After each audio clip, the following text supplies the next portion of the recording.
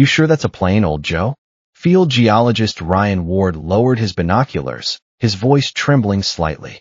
Damn right I'm sure. Joe Hammond swiped sweat off his forehead, his tone sharp with the confidence of a 20-year veteran in geological surveying. I don't misidentify aircraft after 2 decades in the field. But what the hell is a plane doing out here? The two men stood atop a rugged mountain ridge, their gazes locking on a massive silvery object nestled deep in the distant canyon. Sunlight glinted off its metallic surface, casting a blinding, brilliant glow across the wilderness. March 15, 2007. A fine, drizzling Pacific spring rain hung thick in the air. American Airlines flight AA-7924 lifted off from John F. Kennedy International Airport, bound for the sunlit coastal city of Miami, Florida. The captain, Mark Henderson, boasted 23 years of commercial flight experience, and his first officer was a similarly seasoned industry veteran. Tower, this is AA-7924. We've reached cruising altitude. Mark Henderson's voice crackled over the radio to ground control. AA-7924, Roger. Estimated flight, time 2 hours 40 minutes. Safe travels. It was the last transmission anyone would ever receive from the flight. 15 minutes later, the bright blip representing AA-7924 winked out of existence on the radar screen, erased as cleanly as if wiped away by an eraser, leaving no trace behind. AA-7924, come in. Do you copy? Air traffic controller Dylan Carter tightened his grip on the microphone, his voice growing increasingly urgent. There was only dead silence in reply. Staring at the empty radar display, a cold sense of dread coiled tight in Dylan Carter's chest. He immediately escalated the incident to his superiors, and the entire air traffic control center erupted into frantic activity. A full-scale rescue command center was established within minutes. Search and rescue aircraft scrambled into the sky, Coast Guard vessels deployed across coastal waters, and even military surveillance satellites were redirected to scour every inch of the flight's projected path. 127 lives. Rescue Operations Chief Robert Coleman stared down at the passenger manifest, his shoulders heavy with grief and disbelief. The search effort stretched on for 6 grueling months. Flight paths were recalculated dozens of times. Potential crash zones swept repeatedly by ground and air crews. Divers plunged hundreds of feet beneath the ocean surface. Mountain rescue teams scaled every peak and ravine within the search radius. Yet they found nothing. No wreckage. No flight data recorder. No debris. No traces. No clues whatsoever. AA-7924 had vanished from the face of the earth without a single shred of evidence. You think aliens hijacked it? A reporter asked tentatively during a press briefing. Don't be ridiculous. Robert Coleman waved off the question firmly. Planes don't just disappear into thin air. But that was exactly what had happened. 1 year later, the official search and rescue operation was permanently terminated. The case was classified as an unsolved cold case. Grief-stricken family members cried themselves empty. Mainstream media moved on to newer headlines. The public slowly forgot the tragedy, their attention drifting to other news and events. Only a handful of people refused to let it go. Captain Mark Henderson's wife returned to JFK Airport every single year on the anniversary of the disappearance, waiting there from dawn till dusk. She always said the same thing. What if he comes back? Dylan Carter, the air traffic controller who'd taken the final transmission, never forgot that blank radar screen. Every night he pulled a midnight shift. The ghost of that vanishing blip haunted his thoughts. 17 years slipped by. Some of the grieving family members had passed away from old age and heartbreak. Others had moved across the country to start new lives. The memory of Flight AA-7924 faded steadily, worn thin by the relentless march of time. Until July 2024. Beneath a sweltering summer sun, a private geological survey team accepted a contract mission to locate rare earth mineral deposits deep within the remote Rocky Mountain backcountry of western Colorado. Team lead Joe Hammond was 58 years old, just 2 years away from retirement. He decided to lead this final field expedition in person. Man, this place is middle of nowhere. Team rookie Ethan Reed frowned down at his GPS unit. We've been hiking 3 days straight, haven't seen a single town or even a trailer out here. The more remote the terrain, the better the mineral potential. Joe Hammond tapped a rock face with his geological hammer, his tone steady and seasoned. This job's all about patience. You gotta embrace the isolation to find the good stuff. The six-person team consisted of Joe Hammond, young Ethan Reed, veteran field hand Ryan Ward, geoscientist Dr. Claire Bennett, surveyor Miles Cooper, and logistics specialist Walter Ortiz. They trekked along overgrown, barely visible mountain trails, pushing deeper into the uninhabited wilderness of the Rockies. There's a canyon up ahead. Miles Cooper set down his survey equipment, squinting at the topographical map spread out before him. The geological structure here's totally anomalous. Let's check it out. The canyon was deep and narrow, flanked by sheer, jagged cliff faces. The team picked their way carefully down the rugged, uneven trail.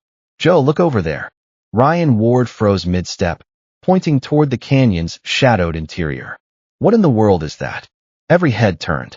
Partially hidden by thick, dense foliage, a large object glinted brightly under the summer sun, unmistakably metallic. Dr. Claire Bennett raised her binoculars for a closer look. It's massive. No way that's a natural formation.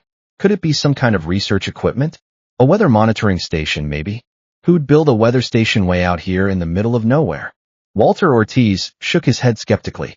Joe Hammond took the binoculars, adjusting the focus with steady hands. The second the object came into clear view, he froze completely. It's a plane. The rest of the team crowded around instantly. No kidding, it's a full-size commercial airliner. Ryan Ward confirmed after peering through the lenses. They exchanged stunned, confused glances. In this desolate, rarely visited mountain canyon, an intact passenger jet sat inexplicably before them. We're going down there to investigate. Joe Hammond lowered the binoculars, his expression grave. This is way out of the ordinary. You think it's safe? Miles Cooper asked nervously. Could there be some kind of danger? If it's a crash site from years back, there's nothing left to be dangerous. Walter Ortiz slung his backpack tighter over his shoulders. Let's go take a look. It took the team 2 full hours to hike from the ridge down to the canyon floor. With every step, the massive aircraft grew clearer, its silvery fuselage and fully intact wings impossible to deny. Holy cow! Dr. Claire Bennett stood before the towering jet, craning her neck upward in awe. This thing is in incredible condition. It barely looks wrecked at all. Look at the tail number. Ethan Reed pointed to the marking on the fuselage. AA 7924. Joe Hammond pulled out his phone, intending to look up the flight number, only to find zero cell service in the isolated mountain basin. Take photos first. Document every single detail. He raised his camera, capturing every angle of the mysterious aircraft. The jet rested in a natural hollow carved into the canyon floor, completely surrounded by towering pine trees and thick underbrush. It was perfectly concealed from every vantage point except the exact ridge where they'd stood. It explained why no search team had ever found a trace of the missing flight. It's totally covered by vegetation. Ryan Ward brushed his hand along the metal fuselage. You guys notice how weird this is? Dr. Claire Bennett circled the entire plane slowly, studying every inch. This isn't a crash landing. This is a controlled emergency touchdown. The team studied the aircraft closely and realized she was right. The landing gear was fully deployed and locked in place.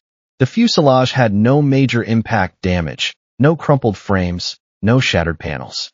The only signs of time were light surface rust and winding vines creeping over sections of the body. The cabin door was tightly sealed shut. Miles Cooper stepped toward the door, eyeing its solid, unbroken frame. Do you think, could there still be anyone inside? The question hung heavy in the air. Everyone knew what he meant. If this was indeed the long-lost flight, A7924, the cabin might still hold the remains of its 127 passengers and crew. We need to report this immediately. Joe Hammond made the call without hesitation. This is way beyond our jurisdiction to handle. We've got no signal out here, boss. Ethan Reed waved his dead phone screen. Then we camp nearby tonight. First light tomorrow. We head out of the mountains and find service. Joe Hammond glanced at the sinking afternoon sun. No sense hiking out in the dark. That night, the 6 team members sat around a crackling campfire, none of them able to sleep a wink. How long do you reckon this plane's been here? Miles Cooper asked quietly. Judging by the overgrowth and vegetation coverage, at least a decade. Dr. Claire Bennett analyzed the surrounding foliage. Probably longer. Ryan Ward's voice dropped to a murmur, heavy with disbelief. What if it's the one? The AA-7924 flight that vanished 17 years ago out of JFK. Joe Hammond repeated the flight number slowly, the weight of it settling over him. We'll confirm it first thing tomorrow. At dawn the next morning, the team packed up camp and hiked rapidly out of the mountain wilderness. They reached the nearest small Colorado mountain town, where Joe Hammond headed straight for the local county sheriff's office. Deputy, I need to report a major discovery. The young deputy looked up from his desk. What's the situation? We found a commercial airliner crashed. Landed in the remote canyon backcountry. A full-size passenger jet. Tail number AA-7924. The deputy froze for a beat, instantly recognizing the infamous cold case flight number. He immediately relayed the report up the chain of command, escalating from county to state authorities, then straight to federal aviation officials. Aviation experts drove through the night to reach the small mountain town. After reviewing the team's photos, they confirmed the impossible. This was indeed flight AA-7924, missing and presumed lost for 17 years. A strict information blackout was immediately enforced. The entire canyon site was cordoned off and secured. A specialized federal rescue task force mobilized to enter the remote wilderness. This could be the greatest aviation discovery of the century, the lead rescue commander told his team. Total operational secrecy is mandatory. 3 days later, a joint federal investigation team arrived at the canyon, consisting of aviation engineers, forensic medical examiners, psychologists, geologists, and fully equipped rescue crews. Lead aviation engineer Professor Lucas Grant inspected the aircraft frame closely, shaking his head in amazement. It's structurally intact. Minimal corrosion, zero catastrophic failure marks. This was absolutely a controlled emergency landing, not a crash. Forensic medical examiner Dr. Sarah Hale approached the sealed cabin door, activating her portable life detection equipment to scan the interior. Her brow instantly furrowed. We've got life signs. Commander Robert Coleman hurried over. Say again. Faint but consistent vital signs coming from inside the cabin. Dr. Hale rechecked the readings twice to confirm. They're extremely weak, but they're definitely present. That's impossible. Coleman shook his head in utter disbelief. 17 years. No one survives 17 years stranded on an empty plane. The equipment doesn't lie. Dr. Hale stood firm. There is biological life inside that cabin. A thick, stunned silence fell over the entire team. The atmosphere turned taut and uneasy. Could it be wildlife? Rodents, snakes, birds that got trapped inside? One team member suggested. This cabin is fully sealed. No gaps for animals to get in. Another crew member shook his head. There's no way. After a long moment of tense deliberation, Robert Coleman issued the order. We're opening the door. Prep breach equipment. The commercial airliner's cabin door was engineered to withstand extreme pressure. After 17 years of rust and exposure, its locking mechanism was completely seized solid, making a forced entry incredibly difficult. Steady and precise. Coleman cautioned the technical team. If there are survivors inside, we can't risk injuring them. Copy that. The technicians worked with painstaking care. The breach operation stretched on for an entire afternoon. Every small advance required immense effort. Sweat soaked through the technicians' uniforms as they fought the corroded locking system. Almost there. A lead technician panted, wiping sweat from his eyes. 30 more minutes, and we're in. Every member of the task force stood rooted to the spot, eyes fixed on the sealed door. 17 years of unanswered questions hung in the balance.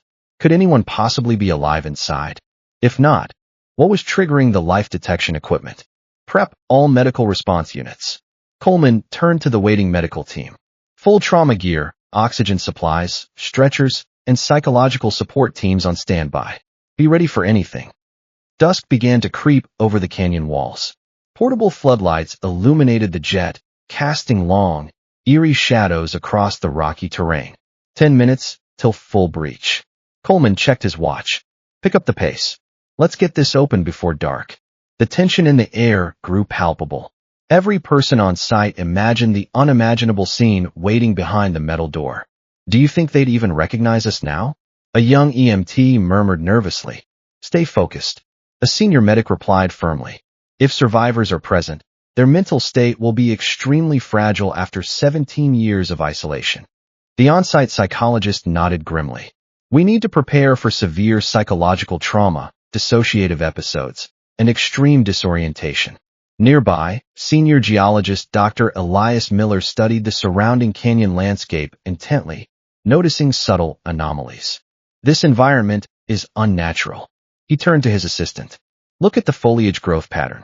It's far too lush and dense for this altitude and climate zone. These plants shouldn't be thriving like this. You think it's the soil composition? Possibly. Dr. Miller pulled out sampling tools. We'll run lab tests on soil and rock samples immediately. On the other side of the site, Professor Grant examined the jet's exterior corrosion, muttering to himself in confusion. What's odd? A fellow aviation expert asked. The rust degradation. Professor Grant gestured across the fuselage. In this humid, high-altitude mountain environment, 17 years of exposure should have corroded this metal far more severely. Large sections are barely weathered at all. Unique local microclimate, probably. It's more than that. Grant shook his head, staring at the pristine metal panels. It's almost like time moves slower here. His colleague laughed off the comment. You've been watching too many sci-fi movies. Grant smiled but couldn't shake the unsettling feeling that something was profoundly wrong with this place. It's loose. The lead technician's sudden shout cut through the quiet. All work halted instantly. The entire team gathered around the cabin door, holding their breath. Final pull. Careful not to damage the frame. A sharp click echoed through the canyon as the last corroded lock released. Stand by. Coleman called out. Medical team ready. Psych team ready. Cameras rolling. The technicians gripped the heavy door handle and pulled outward with slow, deliberate force. A high, groaning squeal echoed as the door inched open. A rush of stale, stagnant air spilled out from the cabin. It's not rot or decomposition. Dr. Hale inhaled carefully. Just closed-space mildew, old and dry. The gap widened, revealing pitch-black darkness inside the fuselage. High-powered flashlights pierced the blackness, sweeping row by row through the cabin. Rows of passenger seats came into view first, perfectly aligned, identical to any functional commercial airliner. The flashlight beam drifted deeper into the cabin. Then a collective gasp rippled through the crowd. People were sitting in the seats. Dozens of them. They sat in normal, relaxed postures, some gazing out the windows, some resting with their eyes closed, a few holding magazines as if mid-flight. It looked like an ordinary cross-country flight frozen in time. Are they alive? The young EMT's voice shook uncontrollably. Dr. Hale raised her life detection scanner, sweeping it across the cabin. Her eyes widened in shock. Heartbeat detected. Faint, but steady and consistent. A wave of stunned disbelief crashed over the entire team. 17 years. 17 years trapped in a landed plane, and the passengers were still alive. Coleman forced down his shock, maintaining command composure. 2 volunteers with me. We're going in. I'll go. Dr. Hale stepped forward immediately. And I will. The lead psychologist raised his hand. The 3 donned protective face masks and stepped cautiously into the silent cabin. The scene inside froze them completely. All 127 passengers and crew remained seated in their assigned positions. Their expressions were peaceful, as if asleep. Several still held newspapers or in-flight magazines. Some retained the relaxed posture of someone staring out at clouds. The most horrifying, miraculous detail, not a single one of them had aged. No wrinkles, no graying hair, no atrophy. Their clothing remained intact, clean, and unchanged after 17 years. This is medically impossible. Dr. Hale whispered in disbelief. There's no scientific explanation for this. The cabin air felt still and heavy, yet free of putrid odors or decay. Coleman swept his flashlight row by row, counting silently. 127. Exactly the full manifest of Flight AA 7924. Dr. Hale knelt beside a middle-aged male passenger seated near the aisle. His eyes were closed, hands resting gently on his lap, face calm and unstrained. Pulse present. She pressed 2 fingers to his wrist. Extremely weak, but steady. Respiration is present, abnormally slow but consistent. The psychologists studied their facial expressions. No signs of distress, panic, or suffering. Complete tranquility. Coleman moved to the cockpit at the front of the plane. Captain Mark Henderson sat in the pilot's seat, hands resting on the control yoke, eyes fixed forward on the dormant instrument panel exactly as he'd been 17 years prior. The first officer leaned over the navigation console, frozen mid-review of flight charts. Flight attendants stood in the aisle or sat in jump seats, locked in their routine in-flight positions. Their clothes are spotless. Dr. Hale noted the anomaly. No dirt, no mold, no deterioration after 17 years. Body temperature? Coleman asked. Dr. Hale ran an infrared thermometer over multiple passengers. Significantly lower than average human baseline, but still within viable living range. This is beyond a miracle. The psychologist shook his head. No human can survive 17 years without food or water, and not a single sign of aging. Dr. Hale examined a young female passenger's face closely. Her skin texture, cellular appearance. She looks exactly the same age as she was in 2007. Coleman raised his radio to update command headquarters. Command, this is Team Lead Coleman. Confirmation, all 127 personnel aboard AA 7924 are present with stable, faint vital signs. No fatalities aboard. Repeat, no fatalities. Shocked static erupted over the radio. Say that again. All 127 are alive. Affirmative. Request immediate specialized medical teams and advanced diagnostic equipment.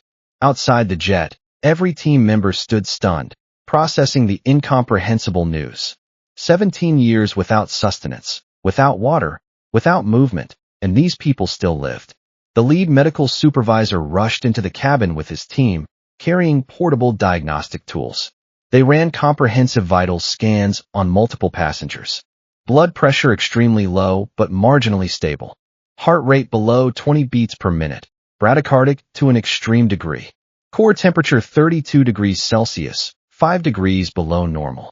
Oxygen saturation at 85%, just enough to sustain minimal organ function. All readings painted the same bizarre picture. Every passenger existed in a state of extreme, sustained human hibernation, a state medical science deems impossible for human beings. No known drug can induce this level of long-term stasis, the medical supervisor muttered.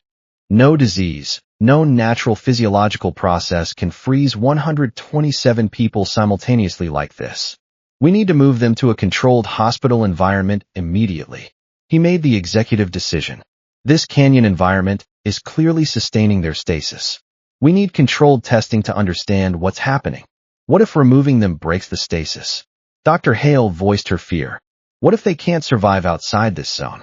We can't leave them here indefinitely. The medical supervisor shook his head. They need proper critical care and analysis. The evacuation process began immediately. Medics moved with extreme gentleness, lifting each passenger on his specialized stretchers. Every person felt unnaturally light, as if most of their body mass had vanished.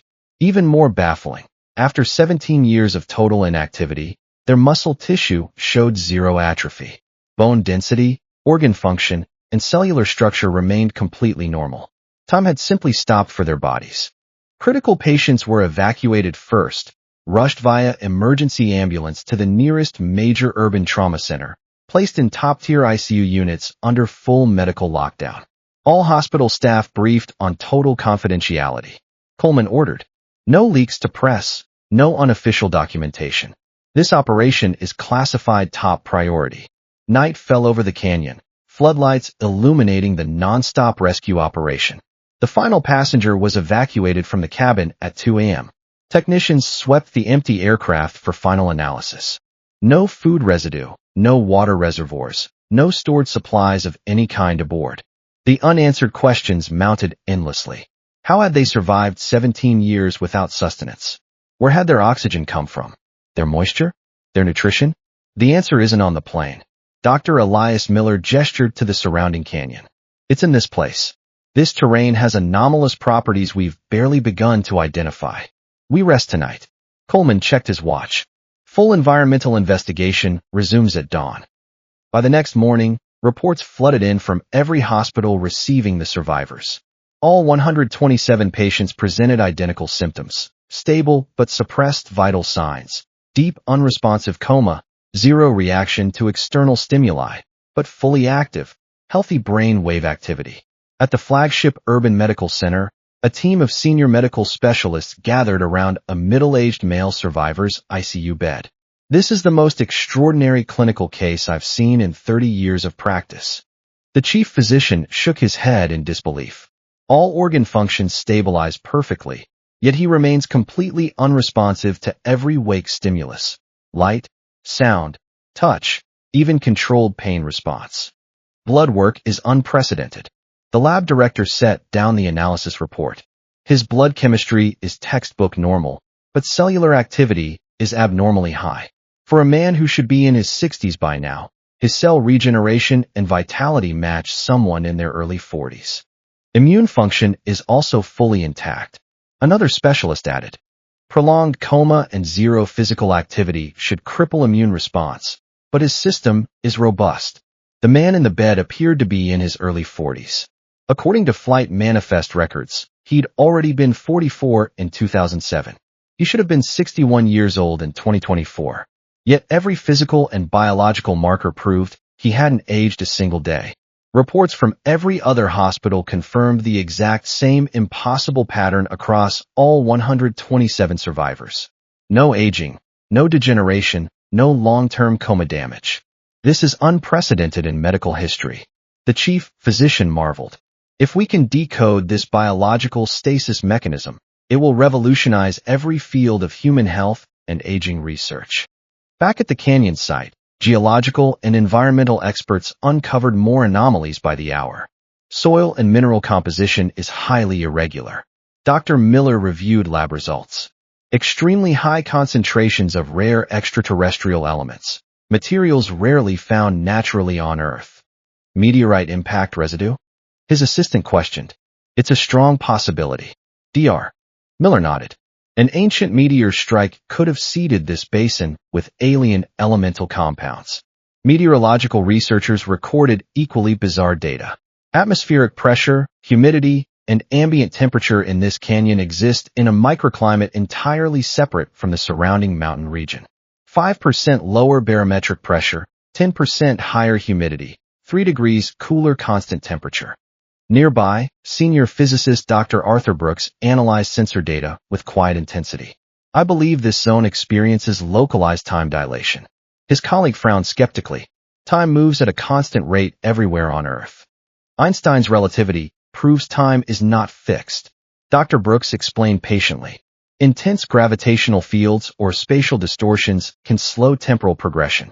We're going to run a controlled atomic clock test. He deployed 2 perfectly synchronized atomic clocks, placing one deep inside the canyon basin and the other outside the zone, to measure temporal deviation over successive days. The radical theory captured every expert's imagination. If time truly moved slower inside the canyon, the survivors hadn't been hibernating. They'd simply experienced 17 years of external time as a far shorter span within their isolated temporal bubble. Over the next 3 days, more evidence validated the time dilation hypothesis. Botanists discovered canyon foliage grew at a drastically decelerated rate, tree rings proving years of stunted growth. Zoologists found small local fauna with drastically slowed metabolisms, matching the human survivor's stasis state. The entire canyon existed within a localized time bubble. On the 4th day, the atomic clock test results confirmed the impossible. We have measurable deviation, Dr. Brooks announced excitedly. The clock inside the canyon runs 0.003 seconds slower per day than the external clock. The difference seemed infinitesimal on a daily scale, but compounded over 17 years, it created a massive temporal gap. The survivors had lost nearly a full year of aging relative to the outside world, with their biological processes slowed in tandem with the local time flow. This explains the slowed aging, the medical specialist acknowledged, but it still can't account for 17 years of zero nutrition and zero organ failure.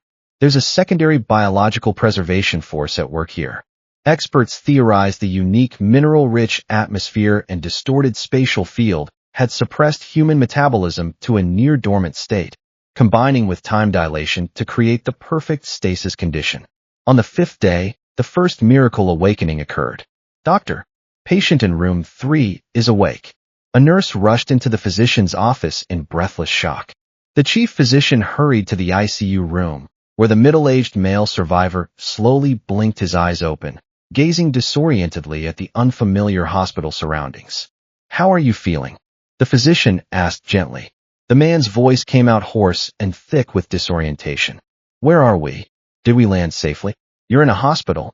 You've been in a resting state for a long time." The man frowned, struggling to piece together his last memories. "I remember turbulence. The captain announced an emergency landing. Then I must have passed out." He glanced toward the door, anxious. "What time is it?" "I have a business conference in Miami at 3 p.m. I can't be late." The physician exchanged a stunned look with the nursing staff. The patient was Brian Walsh, confirmed AA 7924 passenger traveling for a Miami business trip in 2007. His last memory was frozen 17 years in the past. Similar awakenings erupted at every receiving hospital over the following hours. One by one, the 127 survivors regained consciousness. Without exception, their memories, personalities, cognitive functions, and emotional states remained perfectly preserved as they'd been in 2007. None had any awareness of the years that had passed. The world had transformed utterly in 17 years. Smartphones, mobile internet, artificial intelligence, social media, every modern innovation was completely alien to the survivors. They stepped awake into a future they could never have imagined. Psychological experts immediately proposed a long-term rehabilitation and integration program to help the time-lost survivors adapt to modern society. Inevitably, word of the impossible story leaked to global media. Headlines exploded across every news outlet. Missing flight returns after 17 years. 127 lives frozen in time. The canyon that stopped time. Humanity's greatest temporal mystery. The entire world reeled in shock. Scientists and researchers from every corner of the globe flocked to the remote Colorado Canyon, desperate to study its unprecedented temporal anomalies. For the 127 survivors, life became a bizarre, uncharted journey. Reborn into a new century, they carried the impossible secret of the Time Warp Canyon with them. Their story challenged every established scientific principle of time, biology, and human survival.